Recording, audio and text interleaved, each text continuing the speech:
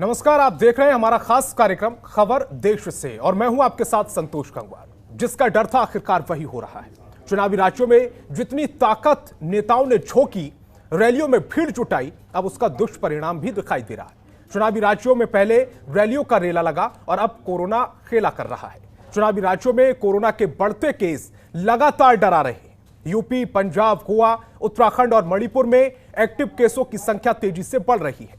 नेताओं से लेकर आम जनता कोरोना से संक्रमित हो रही है। जितने बड़े बड़े नेता कोरोना से संक्रमित हो चुके हैं, सब चुनावी रैलियों में अपना दम दिखा चुके हैं, जनसभाओं में हुंकार भर चुके हैं। नेताओं की मनमानी के बाद अब जनता परेशान है। हालांकि चुनाव आयोग ने रैलियों पर सख्त पाबंदियां लगा दी हैं, लेकिन पाबंदी से पहले की गई रैलियां, जनसभाएं, शक्ति प्रदर्शन में जुटी भीड़ अब कोरोना की चपेट में आ रही है। पिछले एक हफ्ते के आंकड़े बता रहे हैं कि चुनावी राज्यों में स्थिति डराने वाली है। ऐसे में महामारी के साथ ही लोग वोट डालेंगे, जिसकी वजह से सुपर स्प्रेडर हो सकता है। बड़ी आबादी कोरोना की चपेट में आ सकती है। देश में एक बार फिर से दूसरी लहर जैसे हालात बन सकते हैं। आखिर विशेषज्ञों का इस पर क्या कुछ कहना है, इसी पर आज चर्चा करेंगे। लेकिन उससे पहले कोरोना की स्थिति कौन से राज्य में क्या है, उससे ग्राफिक्स के जरिए आपको समझाने की कोशिश करते हैं। पंजाब के आंकड़े इस समय आपके टेलीविजन स्क्रीन पर है।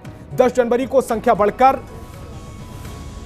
10 जनवरी से संख्या लगातार बढ़ती जा रही है। 45% लोगों को दोनों डोज लग चुकी है, उसके बावजूद लोग कोरोना संक्रमित हो रहे हैं। 2 जनवरी को 1671 एक्टिव केस गोवा में मिले थे और 10 जनवरी को 10,139 केस पहुंच गए, यानी कि 10 गुना स्पीड से गोवा में केस बढ़े हैं। इन्फेक्शन रेट की बात की जाए तो 27.38% इन्फेक्शन रेट है। 96% लोगों को दोनों डोज लग चुकी हैं। उत्तराखंड की बात करें तो उत्तराखंड में 2 जनवरी को एक्टिव केस 506 थे। ये 10 जनवरी को बढ़कर पहुंचे 5009 और एक हफ्ते में एक्टिव केस में 10 गुना की बढ़ोतरी हुई है। 85% से ज्यादा लोगों को वैक्सीन की दोनों डोज लग चुकी हैं।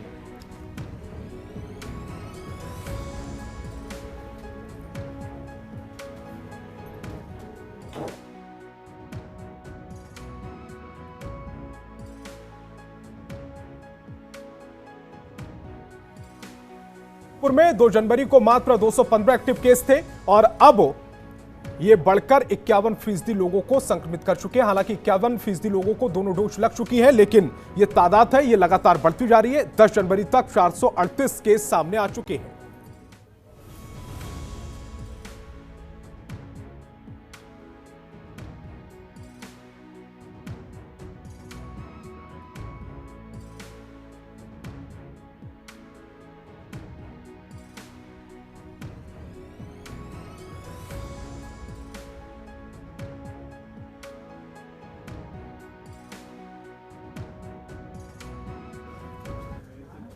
चर्चा की शुरुआत करें उससे पहले आपको स्थिति हमने दिखाई है, लेकिन हमारे साथ दोनों मेहमान हमारे जुड़ गए। आईएमए के national joint secretary doctor Naresh Chawla जुड़ गए। इसके अलावा वरिष्ठ चिकित्सक डॉक्टर यश झवेरी भी मेरे साथ जुड़ गए। दोनों ही मेहमानों से बातचीत करें उससे पहले एक छोटे से ब्रेक के लिए रुकना पड़ेगा। तो ब्रेक के बाद एक बार फिर आपका स्वागत है। पहले मनमानी, अब परेशानी, इसी पर हमें बातचीत करनी है। डॉक्टर नरेश चावला मेरे साथ जुड़े हुए हैं, डॉक्टर यश झवेरी मेरे साथ जुड़े हुए हैं और दोनों ही अपने मेहमानों का मैं स्वागत करता हूं। सबसे पहले डॉक्टर चावला, स्थिति इतनी भयावह है, रैलियों के बाद स्थिति और भयावह हो गई है। चुनाव कराना, चुनाव होंगे, ये चुनाव आयोग पहले कह चुका है। इस स्थिति से कैसे निपटा जाए, लोगों को कैसे जागरूक किया जाए? जिस तरह के सिम्टम्स नजर आ रहे हैं, उन सिम्टम्स के लिए शुरुआती जो तैयारी होती है उसको कैसे लागू किया जाए? देखिए, मुझे संतोष जी ऐसा लग रहा है कि जैसा कि मैंने हमेशा कहते हैं कि हेल्थ हमारे देश में कभी भी टॉप प्रायोरिटी नहीं रही है। Election have been given the precedent, but at the same time अगर आप ध्यान से देखें तो 1 दिसंबर को पहला केस ओमाइक्रॉन का हिंदुस्तान में आया था। तब से लेके धीरे धीरे बढ़ रहा था, लेकिन पिछले 10 दिन से मैं देख रहा हूँ the things have become quite explosive. Explosive means कि इतनी तेजी से बढ़ रहे हैं, क्योंकि मैं दिल्ली एनसीआर में प्रैक्टिस करता हूँ तो यहाँ मैं देख रहा हूँ practically every second third person is infected. Up to the extent जो आप काउंट्स देखते हैं कि कितने केस बढ़ रहे हैं वो तो बहुत कम है। आजकल तो जो आप जानते हैं कि किट्स आ गए हैं, लोग खुद ही टेस्ट कर लेते हैं। लोग सोचते हैं कि हम किसी रडार पे ना आए तो खुद ही टेस्ट कर लेते हैं, अपने आप को आइसोलेट करते हैं। वो बात तो अच्छी है, लेकिन उससे हम पूरी लॉजिस्टिक्स या डाटा हमें पता नहीं चल पाता है। तो अब स्थिति वही है कि एक तरफ तो हमें थोड़ा सा कंसोलेशन है, क्योंकि मेरा उद्देश्य दर्शकों को डराना बिल्कुल भी नहीं है, सिर्फ थोड़ा सा चेतावनी देना जरूर है कि जागरूक एक करना तरफ तो जरूरी है। केसेस इस बेकदर बढ़ हाँ इस बेकदर बढ़ रहे हैं कि मैंने पहले कहा कि आई नो ऑफ फैमिलीज जिसमें कि घर के 10 लोग हैं, 10 के 10 लोगों को सिम्टम्स आ रहे हैं, एक टेस्ट करवा लेता है और बाकी टेस्ट नहीं करवाते। उनको डर लगता है कि हमारा घर तो कंटेनमेंट जोन बन जाएगा। तो इसलिए जितनी काउंट्स आपको दिख रही हैं, एक्चुअल काउंट्स उससे कहीं ज्यादा है, not only in Delhi but practically every part of the India. तो दूसरा उद्देश्य बताना सिर्फ एक ही का उद्देश्य है, लोगों को भाई कोरोना एप्रोप्रिएट बिहेवियर फॉलो करो। सरकारें रिस्ट्रिक्शन लगा रही हैं, रेगुलेशंस लगा रही हैं, उसको भी माना जाए और उसके ऊपर फिर भी आप घर से फालतू ना निकलना, मास्क लगाना, भीड़ भाड़ में मत जाना। और ये मैं देख रहा हूँ, हालांकि गवर्नमेंट ने political rallies, religious gatherings ban कर दी हैं, और दिल्ली में तो हमने देखा है कि सारे रेस्टोरेंट्स वगैरह, ईटिंग जॉइंट्स, ऑफिस को मतलब कि वर्क फ्रॉम होम कर दिया गया है। लेकिन उसके बावजूद भी अगर हम सड़कों पे देखते हैं तो आज भी लोग ऐसे भाग रहे हैं जैसे कि कल कुछ होना हो, आज ही जो करना है कर लो। तो मैं लोगों का ये एटीट्यूड या दृष्टिकोण बदलना पसंद करूंगा। मैं लोगों को कहूंगा भैया, जो जहां तक हमें लग रहा है शायद ये कोरोना का आखिरी पड़ाव है, उसके बाद शायद 2-1 महीने में सब शांति हो जाएगी। लेकिन तब सब के लिए कोई और केस बढ़ ना जाए, क्योंकि अभी तक हमारे हॉस्पिटल्स सिर्फ 10% ऑक्युपाइड है। लेकिन ये कब ये चीज बढ़ जाएगी, अगर नंबर ऑफ केसेस बढ़ेंगे तो हॉस्पिटल एडमिशन भी बढ़ेंगे। तो देखो फिर वही स्थिति, जैसे कि आपने कहा, सेकंड लेवल वाली स्थिति ना आ जाए, इससे बचने के लिए हमें सब भरसक प्रयत्न करने पड़ेंगे। तो लोगों को कोरोना प्रोटोकॉल फॉलो किया जाए, at the same time vaccination जो पहले अच्छे से चल रहा है, जिनकी डोजें मिसिंग है वो लगवाएं। बच्चे भी अपनी वैक्सीनेशन लगवाएं जो 15 से 18 साल के, और जो कोरोना वॉरियर्स हो, फ्रंटलाइन वर्कर्स हो, 60+ वाले कोमोर्बिडिटीज वाले लोग हैं, वो अपनी जाके प्रिकॉशनरी डोज लगाएं। तो ये कुछ मेजर्स हम एक साथ अपनाएंगे तो मैं समझता हूं शायद 2-3 हफ्ते में थोड़ा डिक्लाइन होगा। अभी तो केसेस इस बेकदर बढ़ रहे हैं कि हम कोई रोक ही नहीं कर पा रहे।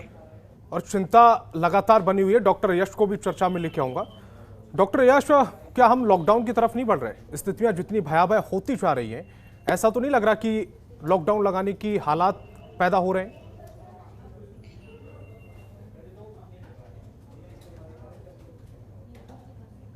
हम लॉकडाउन की तरफ बढ़े चाहे ना बढ़े, हमें अपने पर्सनल लेवल पे एक अपने मन में लॉकडाउन लगाना बहुत जरूरी है हर आदमी को। सरकार हर जगह पे कंट्रोल नहीं कर सकती, हर गली में, हर बिल्डिंग में सरकार या पुलिस की प्रेजेंस होना असंभव है। पुलिस और बाकी फ्रंटलाइन हेल्थ केयर वर्कर्स भी काफी बार अफेक्ट हुए हैं फिर से। तो लाजमी ये है कि हम अपने आप को खुद बचाएं, सेल्फ कंट्रोल, सेल्फ रिस्ट्रेन अपनाएं। जैसे सावला साहब ने बताया, कोविड एप्रोप्रिएट बिहेवियर आज भी उतना जरूरी है जितना पहली लहर में जरूरी था। हमें बहुत जरूरी हो जाता है कि जो हाई रिस्क इंडिविजुअल्स हैं, जैसे एल्डरली हो गए, इम्यूनो कॉम्प्रोमाइज, जिनको कुछ chronic kidney disease, liver disease हैं, हार्ट की गंभीर परेशानी है, ये लोग अभी भी अपने आप को टोटली आइसोलेटेड रखें। जो इमरजेंसी सर्विसेज से जुड़े लोग हैं वो ही रोज बाहर निकलें। कुछ इलाकों में, दिल्ली में खास करके, पहले ही काफी हद तक अब लॉकडाउन की तरफ बढ़ रहा है और काफी services, non essential services block कर दी गई हैं। पर ये प्रोबेबली अब रास्ता नहीं रह गया है कि हम कब तक लॉकडाउन लगाएंगे। जरूरी नहीं है ये लास्ट वेव हो, इसके बाद भी वेव आ सकती हैं। तो जरूरी ये हो जाता है कि हम अपने जीवन की हर शैली में कोविड एप्रोप्रिएट बिहेवियर का पालन ना सिर्फ खुद करें, बाकी अपने परिवारजनों को और अपने आसपास रहने वाले लोगों को भी हम प्रोत्साहित करें कि वो कोविड एप्रोप्रिएट बिहेवियर अपनाएं। और जिन्होंने वैक्सीन नहीं ली है या बूस्टर डोज के लिए जो अब योग्य हैं, वो भी जाके अपनी बूस्टर डोज लगवाएं। अगर आपके घर में कोई हाई रिस्क इंडिविजुअल्स हैं, transplant patient, kidney disease, liver disease, तो उनको कृपया करके अलग रखें। हो क्या रहा है, आमतौर पे ये बहुत माइल्ड देखा जा रहा है, बट इतना भी माइल्ड नहीं है कि हम बेफिक्र होकर सड़कों पे निकल जाएं कि कल हो ना हो, जैसा आपने बताया।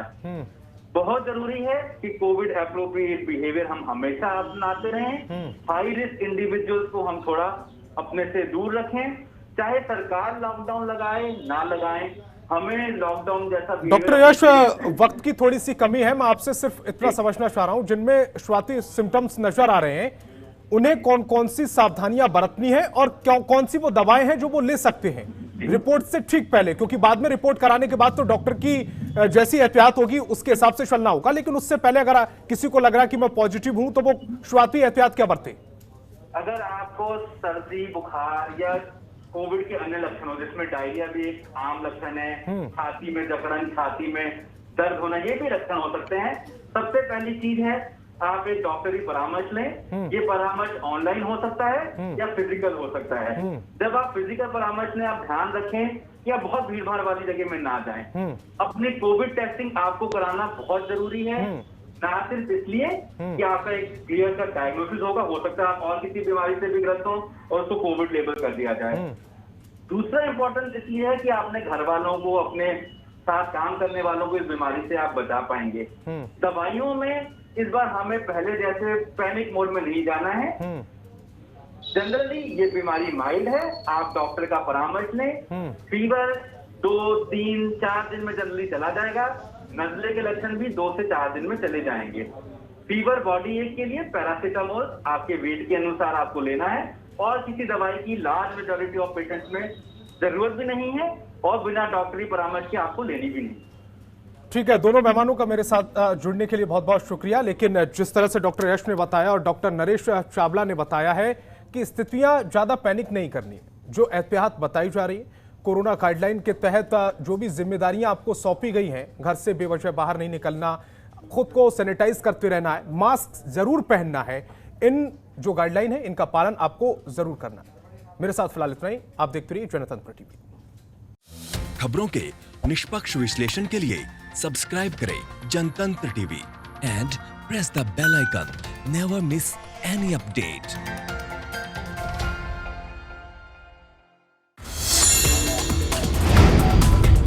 Download the Janatantra TV app, available on Google Play and App Store. Download it now.